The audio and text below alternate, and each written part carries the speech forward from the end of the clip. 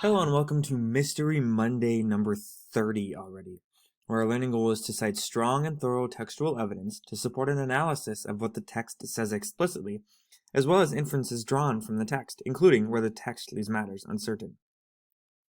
After today's story, you will be asked to rate yourself on a scale of 1 to 4. That scale is as follows. If you are at a 4, that means that you can draw inferences from the text. You're able to point to evidence that the author uses to prove his or her point, and you can identify where the text leaves matters uncertain. You're also picking up on nuance, like sarcasm and irony. If you're at a 3, which is where we want everyone to be, if you're at a 3, that means that you are meeting standard. If you're at a 4, that means that you're going above and beyond, which is great. But if you're at a 1 or a 2, we'd like you to get to a 3. If you're at a 3, that means you can draw inferences from the text. You can point to evidence that the author uses to prove his or her point, and you can identify where the text leaves matters uncertain. If you're at a 2, that means that you can draw inferences from the text and point to where the evidence that the author uses to prove his or her point.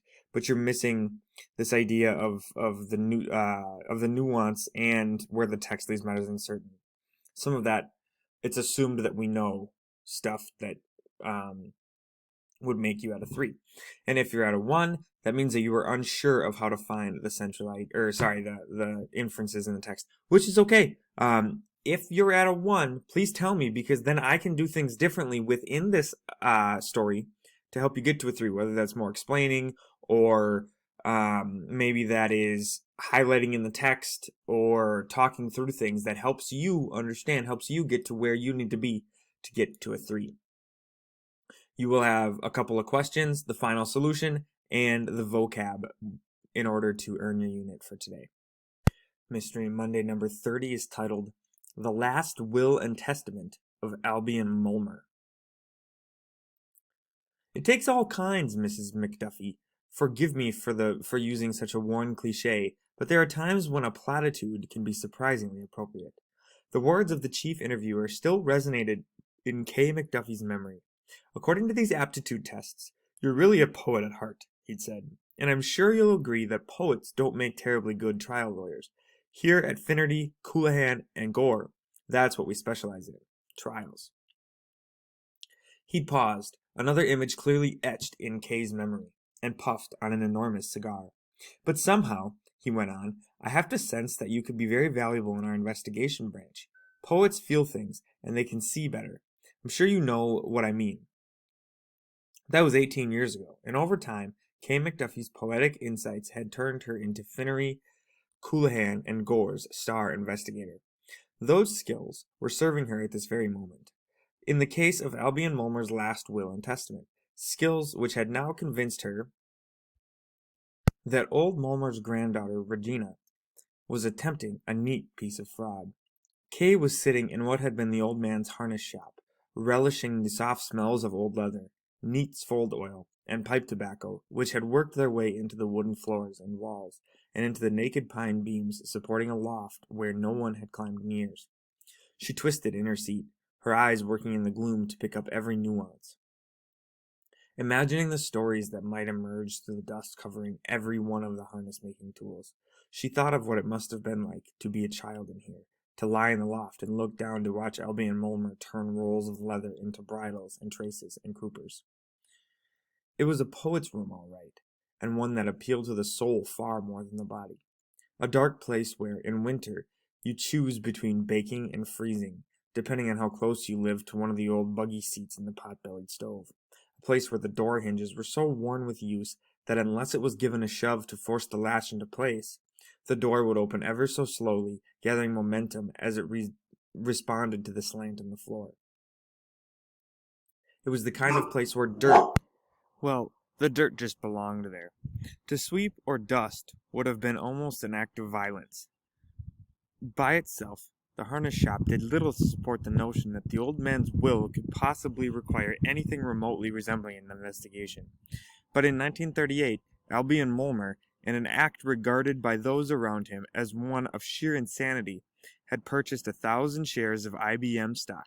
Right now, the original certificates and Mulmer's signed and duly witnessed were safely stowed at the offices of Finnerty, Coulihan, and Gore, along with letters, not yet mailed, from a senior partner advising various charities that were the beneficiaries of several $1 million. The letters had been held up because another will with a later date had been found in the harness shop by one of the firm's law clerks. This will left all but 10% of Albion Mulmer's estate to his only grandchild, Regina. Kay's meeting with Regina, the granddaughter had left about a half hour before, had almost ruined her experience of the harness shop. She had arrived early and was only just beginning to bask in the place where Regina came, intruded, as far as Kay was concerned.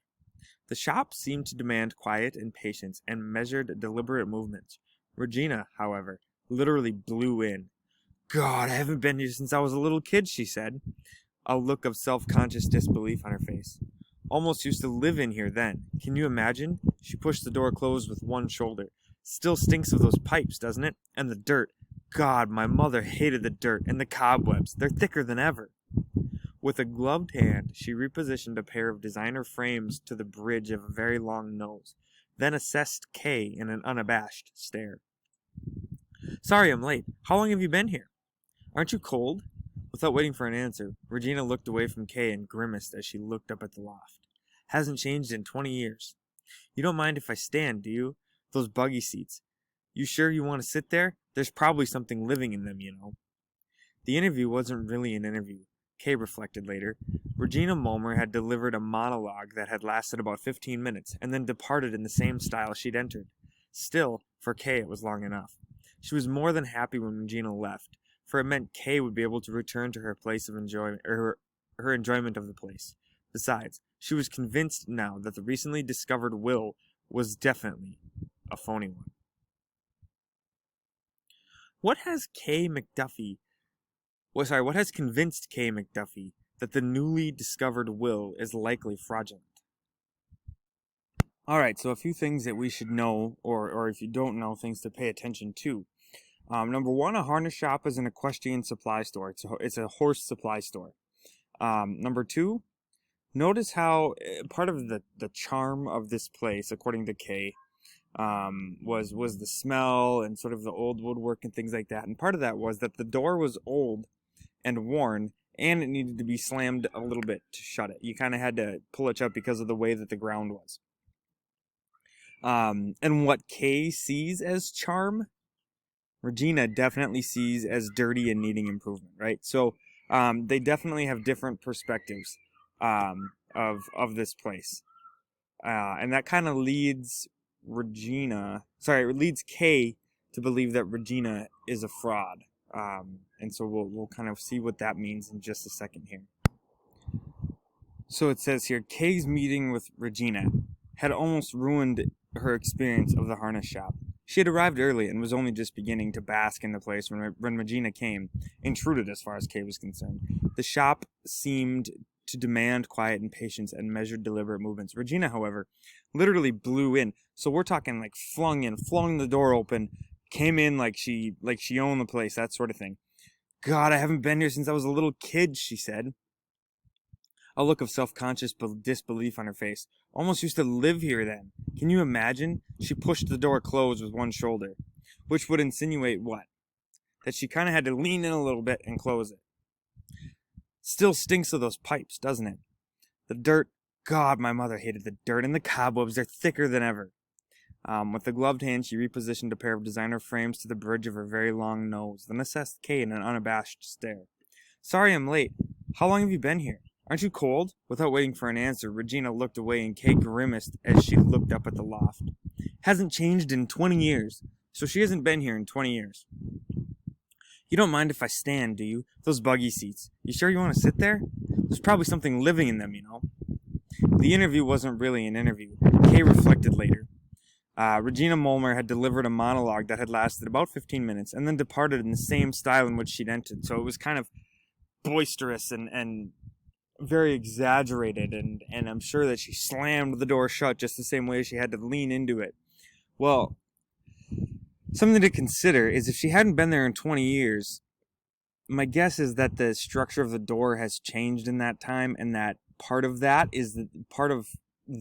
change Regina wouldn't know. Regina would be unaware of that. And so the fact that she knew that told her that she had been at the store more recently than in the last 20 years. Alright, here is your solution. The poet in Kay makes her sensitive to the way that Regina Mulmer treats the harness shop. If Regina had almost used to live here as a little kid, she would surely have been more sensitive to the place than she was. By itself, however, that is not enough. The convincing clue is the way in which Regina closed the door. She seemed to know instinctively that it needed a good shove to close it because the hinges were worn. If she hadn't been here in 20 years, as she says, then it's not likely she'd have known that. Since the will benefiting her was found here, it's fairly clear to Kay that Regina had paid the shop a recent visit. Alright, and so finally, here is your scale. Where would you rate your ability to make inferences? A 4, a 3, a 2, or a 1? Where would you rate that your ability to make those inferences based on what you see here? Be thinking about where the text leaves matters uncertain. You're also picking up on nuance like sarcasm and irony if you're at a 4.